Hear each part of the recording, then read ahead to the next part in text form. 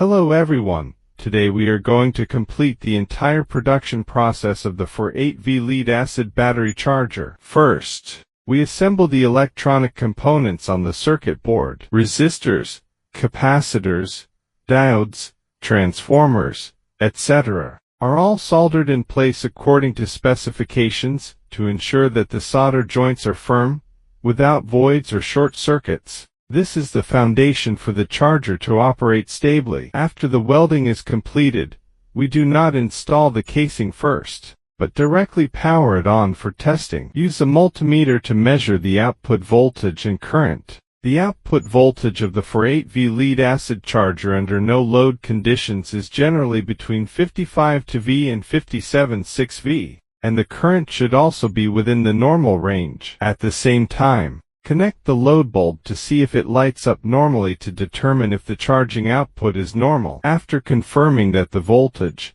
current, and lighting are all fine, and all parameters are stable and correct, we then install the circuit board into the charger casing, fix the screws, and take precautions for insulation. After completing this process, a safe and reliable, performance qualified 48V lead-acid charger has been successfully produced.